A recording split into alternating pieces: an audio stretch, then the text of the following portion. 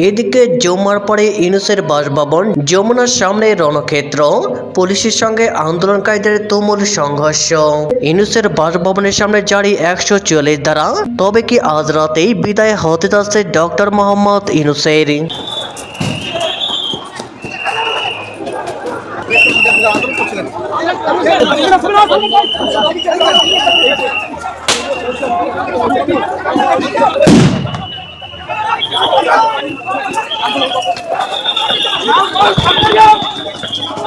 এদিকে বঙ্গভবনে কি ঘটছে, কেন ঘটছে, বেরিয়ে এলো নতুন এক চাঞ্চল্যকর তথ্য, যা জানলে আপনাদের চোখ কপালে উঠে যাবে। এই কমিশনের দাবিতে যারা আন্দোলনে এসেছেন সরকারি কর্মচারী, তাদেরও সন্দেহ যেমন একটা দলকে, এই ইনকিলাব মঞ্চ, নাসিরউদ্দিন পাটোয়ারি, ছাত্র শিবির, জামায়াতে ইসলামীরও সন্দেহ হাদিকে হত্যা করিয়েছে বিএনপি। তারা হয়তো এমন একটা তদন্ত প্রতিবেদনের জন্যই অপেক্ষা করছে। এখন এই লাগাতার আন্দোলন যদি মির্জা আব্বাসের বিরুদ্ধে তদন্তের আন্দোলনে পরিণত হয়, এই লাগাতার আন্দোলনে যদি জামায়াতে ইসলামী, ছাত্র শিবির তাদের জনশক্তি সরবরাহ করে, তখন পরিস্থিতি কোন দিকে যাবে? মানে রাজপথের এই আন্দোলন কোন দলের বিরুদ্ধে, নাকি রাজপথের এই আন্দোলন এমন অস্থিতিশীলতা তৈরিতে যাতে শেষ পর্যন্ত ইউনূস সরকারে থাকাটা আরো লম্বা।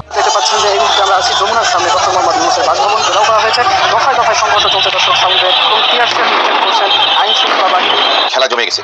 আগামী 7 দিনের মধ্যে ব্যাপক পরিবর্তন আসছে বাংলাদেশে। কাঙ্ক্ষিত 12 ফেব্রুয়ারি নির্বাচনটি হচ্ছে না। আগামী 7 ফেব্রুয়ারি একটি ভার্চুয়াল মিটিং হওয়ার কথা রয়েছে পশ্চিমা দাতাগোষ্ঠী এবং দেশগুলোর প্রতিনিধিদের মধ্যে। ধারণা করা হচ্ছে সেই বৈঠক থেকেই নির্ধারণ হয়ে যাবে বাংলাদেশে আওয়ামী লীগবিহীন 12 ফেব্রুয়ারি নির্বাচন হবে নাকি সব দলের অংশগ্রহণে একটি নির্বাচন। এদিকে ডক্টর ইউনূসের বাসভবন যমুনার সামনে সরকারি কর্মীদের বিক্ষোভে উত্তাল বাংলাদেশ। ইউনূসের বাসভবনের সামনে জারি 144 ধারা।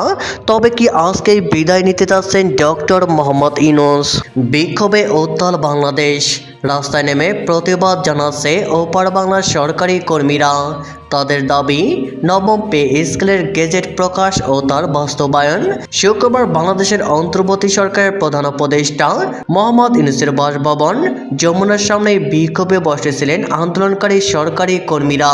তাদের সেখান থেকে সরানোর চেষ্টা করে পুলিশ। এরপরে সরকারি কর্মচারীদের সঙ্গে পুলিশের দফায় দফায় সংঘর্ষ।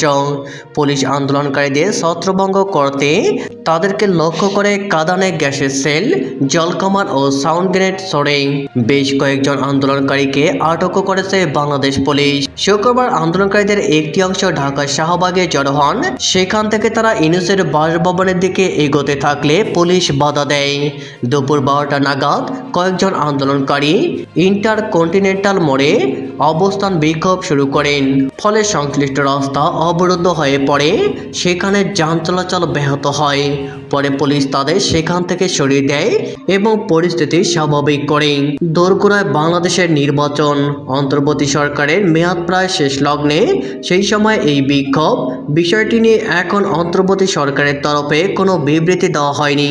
তবে শেষ খবর পাওয়া অনুযায়ী ইউনূসের বাসভবনের সংলগ্ন এলাকায় 144 ধারা জারি হয়েছে, অর্থাৎ সেখানে যে কোনো জামায়াত নিষিদ্ধ করা হয়েছে। এদিকে বঙ্গভবনে কি ঘটছে, কেন ঘটছে? আর মাত্র এক সপ্তাহ পর বাংলাদেশে জাতীয় নির্বাচন।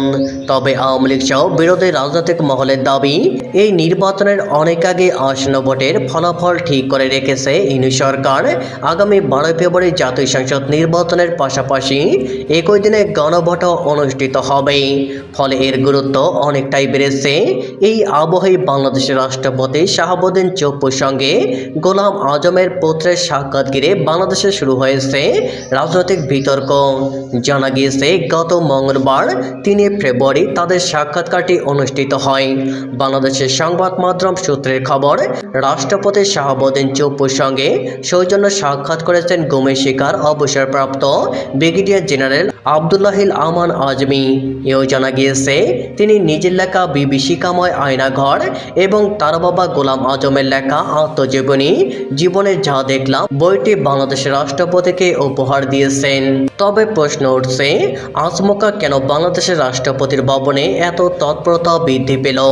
রাষ্ট্রপতি চুপ্পুর সঙ্গে গোলাম আজমের পুত্রের সাক্ষাৎ, হঠাৎ করে বঙ্গভবনে কি ঘটছে? এই বৈঠকের পেছনে কি কোনো রাজনৈতিক বার্তা আছে, নাকি এটি নিছকই একটি আনুষ্ঠানিক সাক্ষাৎ? ঘটনা হলো 2-1 দিন আগেই রাষ্ট্রপতি শাহাবুদ্দিন চুপ্পুর সঙ্গে সাক্ষাৎ করেছেন জামায়াতের আমিরের নেতৃত্ব। এবার সাক্ষাৎ করলেন গোলাম আজমের পুত্র।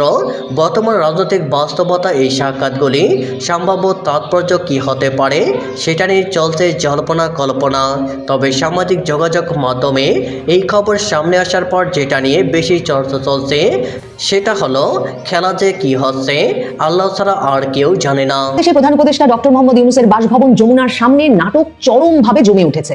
নির্বাচনের যখন আর মাত্র 4-5 দিন বাকি, তখন যমুনার মতো স্পর্শকাতর স্থাপনার সামনে এমন নাটক ঘোরতর রণক্ষেত্রে পরিণত হয়েছে। যমুনার সামনের জায়গা সরকারের পে স্কেল কমিশন বাস্তবায়নের দাবিতে সরকারি কর্মচারীরা নাকি নেমে এসেছেন। বেশিরভাগ সংবাদ মাধ্যমে এদেরকে আন্দোলনকারী বলে অভিহিত করছেন, মানে এদের কোনো রাজনৈতিক দল মতের পরিচয় পাওয়া যাচ্ছে না।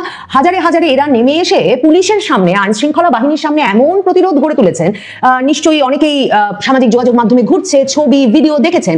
জল কামান দিয়ে, টিয়ার গ্যাস দিয়ে লাঠিচার্জ করে কিছুতেই তাদেরকে ঠেকানো যাচ্ছে না। মানে এই পরিস্থিতি যে যমুনার সামনে নির্বাচনের 4-5 দিন বাকি থাকতে, যখন আইন শৃঙ্খলা রক্ষাকারী বাহিনী পরিস্থিতিকে নিয়ন্ত্রণে রাখতে সারা দেশে সর্বোচ্চ সতর্কাবস্থায় আছে, বুঝতে অসুবিধা হওয়ার কোনো কারণ থাকে না যে এই নাটক একরকমের সাজানো হয়েছে নির্বাচনের আগে পরিস্থিতিটাকে বেশ গরম করে তুলতে। এখন এই পরিস্থিতি গরম করে তোলার উদ্দেশ্য কি সে নিয়ে নানা রকম ভাবে বিশ্লেষণ করে তোলা যেতেই পারে। একরকমের দিন রাতের নাটকের ব্যবস্থা করা হয়েছে। দিনের বেলায় বেরিয়ে এসেছে পে কমিশন বাস্তবায়নের দাবিতে সরকারি কর্মচারীরা। রাত থেকে, গতকাল সন্ধ্যা থেকে যমুনার সামনে অবস্থান নিয়েছেন ওসমান হাদির পরিবারের সদস্য, মানে পরিবারের ভাই বোনকে তো 2 কোটি টাকার ফ্ল্যাট দেওয়া হয়েছে, ভাইকে দেওয়া হয়েছে যুক্তরাজ্যের দূতাবাসের চাকরি।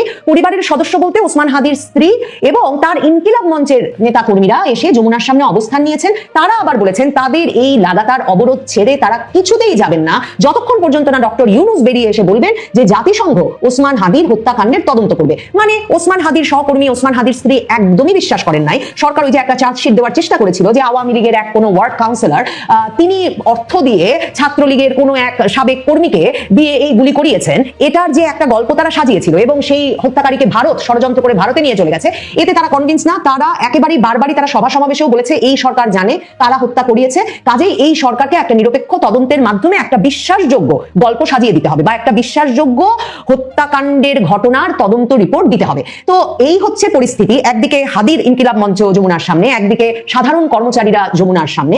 এর মতলবটা কি? মতলব খুঁজতেই হবে, কারণ গত 16-17 মাসে এটুকু আমরা নিশ্চিতভাবে জানি যে এই সরকার না চাইলে সরকারি কর্মচারীদের এই সময়ে রাস্তায় নেমে আসার সাহসী করবার কথা না। দেখেন, পে কমিশনের বিষয়টা নিয়ে সরকার একদম ইচ্ছাকৃতভাবে কর্মচারীদের খেপিয়েছে, সরকারি কর্মচারীদের খেপিয়েছে এবং রাজপথে একটা আন্দোলনের ব্যবস্থা সাজিয়েছে। কেমন? গত বছর জুলাইয়ে সরকার ঘোষণা দিল 6 মাসের মধ্যে তারা পে কমিশন বাস্তবায়ন করবে। এ দফায় প্রায় এই খবর সংবাদ মাধ্যমে ছড়িয়ে এলো যে সরকার যাওয়ার আগে পে কমিশন, নবম পে কমিশন তারা বাস্তবায়ন করে যাচ্ছে। হঠাৎ করেই এরপর তারা ঘোষণা দিল যে তারা এই কাজ নির্বাচিত সরকারের জন্য রেখে যাচ্ছে। কি আশ্চর্য ব্যাপার বলেন, যে সরকার কিনা বন্দর বিক্রি নির্বাচিত সরকারের জন্য রাখছে না, চীনের সঙ্গে ড্রোন কারখানা স্থাপন, একের পর এক যুদ্ধ বিমান কেনা কিংবা 25টা বোয়িং বিমান কিনে ফেলা যুক্তরাষ্ট্রের কাছ থেকে, কোনো কিছু নির্বাচিত সরকারের জন্য রাখছে না, তারা কিনা নবম পে কমিশন বাস্তবায়নটা ঝুলিয়ে রাখলো যে এটা নাকি নির্বাচিত সরকার এসে করবে। আরো আশ্চর্যের বিষয়, অর্থ উপদেষ্টা সম্প্রতি এটাও বলেছেন যে অর্থের ব্যবস্থাও নাকি অন্তর্বর্তী সরকার করে গেছেন যাতে নির্বাচিত সরকার এসেই এটা বাস্তবায়ন করতে পারেন, কিন্তু তবু তারা বাস্তবায়ন করবেন না। এখন যারা আন্দোলনে নেমেছেন তারা প্রথম আলো পত্রিকায় দেখবেন যে এই যেই আন্দোলনকারীরা এরা নাকি সরকারি কর্মচারী, তারা নাকি পুলিশের বাধা, লাঠিচার্জ, জল কামান, টিয়ার শেল সব মানে একেবারে প্রতিরোধ করে যেভাবে তারা আন্দোলন করছেন, প্রায় 2024-এর জুলাই আগস্ট আন্দোলনের কথা মনে পড়ছে। মানে পুলিশের গাড়ির সামনে দাঁড়িয়ে যেভাবে স্লোগান দিচ্ছেন, মানে কয়েক মাস অপেক্ষা করবেন না, প্রয়োজনে আজ পুলিশের গাড়ির সামনে মরে যাবেন, এমন যে একটা পরিস্থিতি নিয়েছেন এই আন্দোলনকারীরা। সাধারণ নাকি তারা কর্মচারী। তারা বলছেন, প্রথম আলোতে লিখছে যে তারা বলছেন তারা জানেন একটা দলের আপত্তির মুখে সরকার পে কমিশন বাস্তবায়ন করতে পারছে না। তাহলে বোঝেন কোন দলের আপত্তির মুখে সরকার বাস্তবায়ন করতে পারছে না। এই নাটকটা যে সাজানো হয়েছে এর ফলাফলে তার মানে এক হতে পারে এই আন্দোলন আরো মারমুখী হয়ে উঠতে পারে, পুলিশ এবং সরকারি কর্মচারীদের মধ্যে এমন দ্বন্দ্ব বেঁধে যেতে পারে যে নির্বাচনের আগে সরকারি কর্মচারীরা বলতে পারেন যে তারা নির্বাচনী দায়িত্ব পালন করবেন না কারণ তাদের সহকর্মীদের গায়ে হাত উঠেছে। অথবা হতে পারে যে পক্ষটি আপত্তি করে নাই, মানে আর একটা পক্ষ আপত্তি করবে কেন বলুন তো, অন্তর্বর্তী সরকার যদি এর অর্থের সংস্থান করেই রেখে যান তাহলে যে সরকারি ক্ষমতায় আসবেন সে সরকার এসে তো আরো জনপ্রিয়তা পাবেন যে তাদের সময়ে নবম কমিশন বাস্তবায়িত হয়ে গেছে, তারা আসা মাত্র। কিন্তু সরকারি কর্মচারীদের মধ্যে খবর ছড়িয়ে দেওয়া হয়েছে যে একটি রাজনৈতিক দলের আপত্তির মুখে সরকার এই সময়ে নবম পে কমিশন বাস্তবায়ন করতে পারছে না। এবং এর মানে দাঁড়াচ্ছে এই যে এই কর্মকর্তা কর্মচারীদেরকে এখন যদি অপর পক্ষ এসে বলে দেন যে তারা সরকারে আসলে তারা নিশ্চিতভাবে নবম পে কমিশন বাস্তবায়ন করবেন, তাহলে তো খেলা ঘুরে গেল। তাহলে সকল সরকারি কর্মকর্তা কর্মচারীরা যারা লাখে লাখে সংখ্যায় বাংলাদেশে নির্বাচনী দায়িত্ব পালন করবেন তাদের একরকমের সরাসরি সমর্থন, তার মানে তখন অপর পক্ষটি পাবে। মানে এই যে সাধারণ কর্মচারীরা, মানে সাধারণ ছাত্রছাত্রীদের অনেক আন্দোলন তো আমরা দেখেছি, কাজে এই যে সাধারণ কর্মচারীরা নেমেছেন, প্রথম আলোতে শুধুমাত্র দেখছি যে তাদের কাছে একটা ব্যানার ছিল, যেই ব্যানারে তারা সাধারণ কর্মচারী দাবি আদায় পরিষদ নামের এক ব্যানার নিয়ে তারা নেমেছেন। সরকারি কর্মচারী দাবি আদায় ঐক্য পরিষদের ব্যানারে যারা আন্দোলনে এসেছেন তারা তার মানে কোন পক্ষের বিরুদ্ধে আন্দোলনে নেমেছেন, কোন রাজনৈতিক পক্ষের বিরুদ্ধে নেমেছেন, কোন রাজনৈতিক পক্ষটি তাদেরকে নামিয়েছে অপর রাজনৈতিক পক্ষের বিরুদ্ধে, সেটা খুব গুরুত্বপূর্ণ বুঝতে। মতলবটা কি, যমুনার ভেতর কি ষড়যন্ত্র চলছে যমুনার সামনে এ নাটক সাজাতে। এবং এতে একদিকে যেমন নির্বাচনের ফলাফল পুরোপুরি ভাবে এখন যদি এসে সংহতি প্রকাশ করেন একটি পক্ষ, তাদের পক্ষে চলে যেতে পারে। অপরদিকে যে ঘটনা ঘটতে পারে সেটা হচ্ছে ইউনূস সরকারি যদি বেরিয়ে বলেন যে নবম কমিশন আমরা বাস্তবায়ন করে দিচ্ছি, তাহলেও এই যে একটি পক্ষ সরকারি কর্মচারীদের কর্মকর্তাদের বেতন বৃদ্ধি চাইছিলেন না, এটা যদি প্রমাণ হয়ে যায় এবং এর বিপরীতে ইউনূস সরকার তাদের পাশে এসে দাঁড়ান, তাহলেও কেল্লা ফতে ইউনূস সরকারের জন্য। এরপরে নির্বাচন হলো কি হলো না, নির্বাচনের পর তারা ক্ষমতা হস্তান্তর করলেন কি করলেন না, এই উপদেষ্টা পরিষদে যদি মাসের পর মাস যমুনায় বসে সরকার চালিয়ে যান, কোনো অসুবিধা নাই, সরকারি কর্মকর্তা কর্মচারীরা খুশি, তারা আছেন রাস্তায়। অন্যদিকে দেখেন ইনকিলাব মঞ্চের রাস্তায় নামার ব্যাপারটা।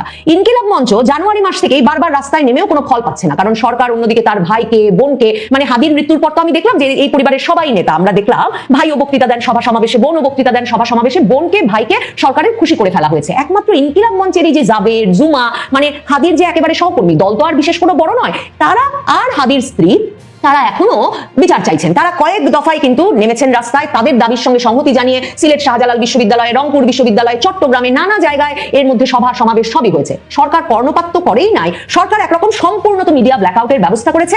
মানে হঠাৎ করে দুদিন ধরে লাগাতার অবরোধ চললে কোনো এক কোনায় হঠাৎ খবর দেখবেন, তারপর যদি ইনকিলাব মঞ্চের পেজে যান তখন দেখবেন সারা দেশব্যাপী এরা লাগাতার কর্মসূচি চালাচ্ছেন, কিন্তু সরকার একদম এদের কোনো দাবির দিকে আর সাড়া দিচ্ছেন না, কারণ সরকারের যা দেওয়া নেওয়ার সব হয়ে গেছে। কাজে এখন আর যে ইউনূস হাদির জানাজায় গিয়ে বলে এসেছিলেন অগ্রাধিকার ভিত্তিতে এই বিচার করতে হবে, তারপর যেই রিজওয়ানা হাসান, যেই আসিফ নজরুল বলেছিলেন 7ই জানুয়ারির মধ্যে তারা বিচার প্রক্রিয়া শুরু করবেন, কারো মুখ দিয়ে আর কোনো কথা নাই।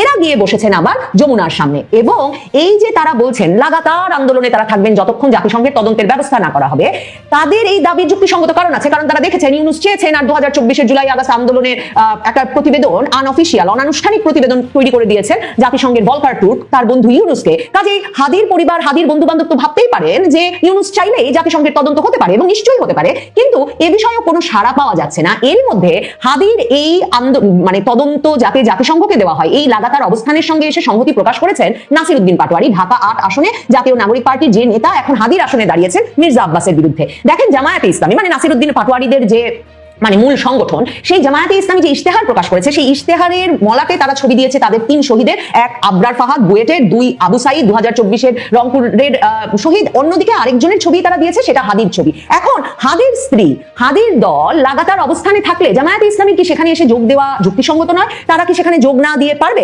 নাসির উদ্দিন পাটোয়ারি যে এসে যোগ দিয়েছেন, এই নাসির উদ্দিন পাটোয়ারি মানে জাতীয় নাগরিক পার্টি, জামায়াতে ইসলামী, ছাত্র শিবিরের নেতা সাদিক কায়েম, ইনকিলাব মঞ্চের নেতাকর্মীরা প্রত্যেকে আঙুল তুলেছিলেন ঢাকা 8-এর মির্জা আব্বাসের দিকে, যে মির্জা আব্বাসী হাদিকে হত্যা করিয়েছিলেন। তাদের মনে সন্দেহ আসলে বিএনপিকে ঘিরে। ওই যে পে কমিশনের দাবিতে যারা আন্দোলনে এসেছেন সরকারি কর্মচারী, তাদেরও সন্দেহ যেমন একটা দলকে, এই ইনকিলাব মঞ্চ, নাসির উদ্দিন পাটোয়ারি, ছাত্র শিবির, জামায়াতে ইসলামীরও সন্দেহ হাদিকে হত্যা করিয়েছে বিএনপি। তারা হয়তো এমন একটা তদন্ত প্রতিবেদনের জন্যই অপেক্ষা করছে। এখন এই লাগাতার আন্দোলন যদি মির্জা আব্বাসের বিরুদ্ধে তদন্তের আন্দোলনে পরিণত হয়, এই লাগাতার আন্দোলনে যদি জামায়াতে ইসলামী, ছাত্র শিবির তাদের জনশক্তি সরবরাহ করে, তখন পরিস্থিতি কোন দিকে যাবে? মানে রাজপথের এই আন্দোলন কোন দলের বিরুদ্ধে, নাকি রাজপথের এই আন্দোলন এমন অস্থিতিশীলতা তৈরিতে যাতে শেষ পর্যন্ত ইউনূস সরকারে থাকাটা আরো লম্বা হয়? দেখেন যাই ঘটুক না কেন, ক্ষমতার চাবিকাঠি ইউনূস সরকারের হাতে রাখার ব্যবস্থা নিশ্চয়ই যমুনার সামনের এই নাটকগুলো দিয়ে হচ্ছে। তাই সরকারি কর্মকর্তা কর্মচারীরা তারা তাদের বিরুদ্ধে শাস্তিমূলক ব্যবস্থা নেওয়ার কোনো আশঙ্কা ছাড়া পুলিশের বিরুদ্ধে নাম, পরিচয়, চেহারা খুলে এমন আন্দোলন গড়ে তুলছেন নির্বাচনের আর 4 দিন বাকি থাকতে। মনে রাখবেন, এই কোনো আন্দোলন নাটকের একটিও কারো সরাসরি নির্দেশ ছাড়া, কারো রাজনৈতিক ফায়দা ছাড়া এই সময়ে ঘটতেই পারে না।